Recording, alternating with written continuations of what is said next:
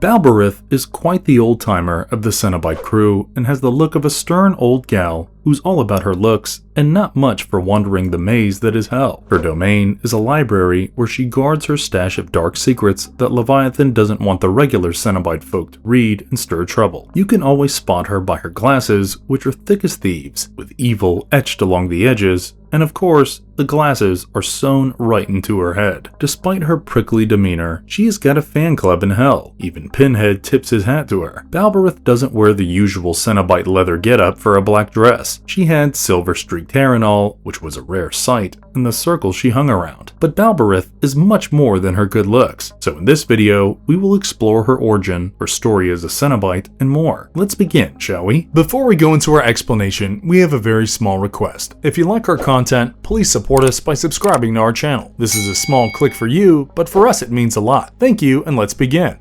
Backstory of Hell's Librarian. Now, BalBerith first appeared in Clive Barker's Pinhead comics from 1993. She doesn't have much of a role here, but it's an interesting story, and it tells us everything we need to know about our demonic librarian's backstory. So, Hell's in chaos. There's a disorder wrecking the Cenobites and putting Leviathan's realm, aka the Labyrinth, in jeopardy. However, Pinhead wasn't someone who appreciated chaos. He was all about order. He ropes in Ludovico Sinistrari, a dude who's been to hell before, thanks to a rope puzzle configuration, craft a machine that'll zap Pinhead to the source of the chaos. But the machine double-crosses Pinhead, sending him back to 1876 instead. He winds up in Colorado during the Wild West days in the body of an earlier version of himself, nicknamed Scarred Hide. Pinhead's not one to sit idle, so he rounds up a gang called the Perdition's Posse. Back in the present, the Cenobites are grilling Sinistrari and trying to figure out their next move with Pinhead out of the picture. Cenobite Atkins uses Sinistrari's machine to join Pinhead in 1876. Meanwhile, this character called the Aggregate is scheming to steal the Lament configuration. Aggregate corners the guardian of the configuration in a local town, but just as things heat up, Scarred Hide, Atkins, and the posse crash the party. Aggregate wipes out two posse members, Dixie and Snake Oil, and overpowers Atkins, but a train smashes into him before Aggregate can escape with the configuration. Before Pinhead left in 1876, he bid farewell to the posse. This part of the story wraps with Pinhead gearing up to time travel again, aiming for 1728 this time. He pops up at the Church of Saint Medard, but this time he hijacked the body of his old self, known as Monseigneur. Now, that's when BalBerith really comes into the picture and tails right behind Pinhead in this era. Things in Paris were grim, but the sickness spreading fast. Amidst this chaos, a civilian who's got more than the flu going on gives Father Jean DePage of the church a heads up to go find this character named Aggregate. DePage tracks down Aggregate but gets twisted into doing his bidding. Meanwhile, Pinhead, still in the Monseigneur persona, and BalBerith steal a Lament configuration from the church. This is exactly what Aggregate is after. Aggregate shows up, ready for a showdown, and they go at it. In the heat of the battle, Monseigneur starts fighting Pinhead for control of his own body, leaving Pinhead in a tough spot. Aggregate seizes the moment, grabs the configuration, and takes out BalBerith for good. However, this was also the issue where we got to know about her backstory. Before she turned into BalBerith,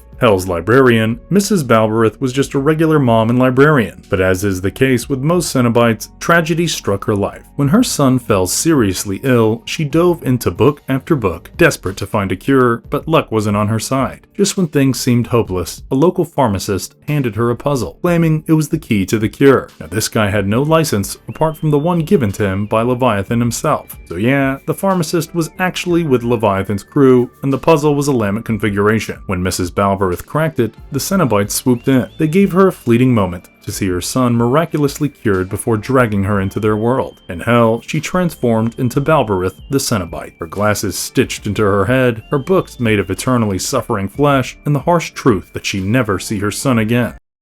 Tryst with Flagellum and Abaddon. In the later stories like Call to Arms, BalBerith, still the one in charge of Hell's Library, learned that she'd be joining the fray thanks to her peek into Jaeger's book called Dictionnaire Infernal. True to the tip-off, Flagellum pulls her into the mix for the Time Configuration event alongside a few other notorious faces from the Abyss. Now, who's Flagellum? Well, Sister Flagellum was the go-to priestess for Leviathan in Hell's Inner Sanctum. She's usually sleeping in the middle of Hell, where she floats in a deep Zen zone. When in this state, she doesn't feel anything. In her headspace, she dreams about Chidna and Basilisk. But when Leviathan gets a red alert, something that's big news and bad news, that's when she gets the tap to step up and bring back order to the realm. Given that she's the priestess in all all that, she holds a great degree of command over other Cenobites. So BalBerith was waiting for her cue when a man named Martin performed what is called the dance, which was basically a dance version of the Lamech configuration. Makes me wonder just how many different kinds of configurations are there. Anyway, the guy clocks out before BalBerith arrives. She, on the other hand, lops off his hand and uses it to create the Hand of Glory, an object that allows her to become invisible, which she would later use to maintain order in the labyrinth. Then there was Luke. The guy was basically a walking catalog of innumerable mental disorders, but his obsession with order keeps Father Abaddon on track. As for Abaddon, you could say he was basically Leviathan's competition. BalBerith, seeing Luke as a potential wrench in her master plan, decides he's got to go permanently. BalBerith gives Samuel and Father Abaddon a nudge toward order, but ends up brewing a batch of doubt instead. When Abaddon's Holy Roller Act starts picking up steam, she moves to plan B of killing Samuel to force Abaddon to grab the reins and start a holy house cleaning. In a later story arc, we meet Rebecca and David, a couple who knew about the Cenobite and their existence. They were itching to blow the whistle and reveal to the world about the Order, but they end up just ticking off BalBerith, who shows Rebecca her true face and slashes away, making it look like Rebecca was going after Abaddon. BalBerith was sitting back, kinda let down by how easy it was to play Puppet Master with Abaddon.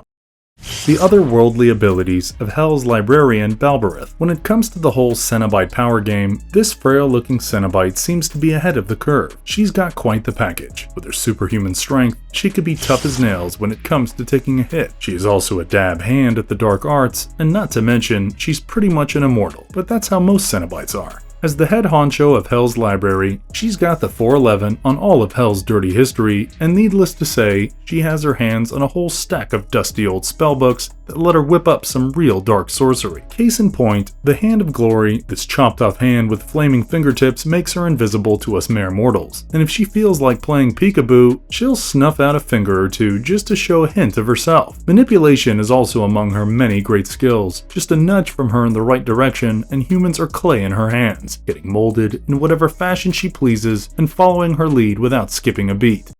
Let's break down her precise role in Hell. BalBerith is essentially the keeper of the dark lore. She ain't about getting her hands dirty with the day-to-day of Hell's workshop. Her craft's more about the mind than the flesh. So, you would not find her dirtying her hands with malleable flesh, but if it's some good old mental torture, you can totally count her in. BalBerith is the brainiac among the brutes. The one with her nose in the books, logging every little thing in a way that mirrors the big boss Leviathan's grand blueprint. If anyone's clued into the full picture of Leviathan's game plan, it's her, the no-nonsense guardian of the infernal archives. Now, the poor saps with a bit more brain power or a better handle on their memories, they get promoted to live out their eternity as pages in BalBerith's living library. You could say that this is the most extreme makeover, kinda like a soul edition. She'd strip them down, melt their bones, and squish them into a neat little page-sized package. Of course, this isn't an overnight job. It's a marathon of misery, years in the making, to boil a person down to the essential bits, all while they're serenaded with dances and shrouded in silence as they let go of their former selves.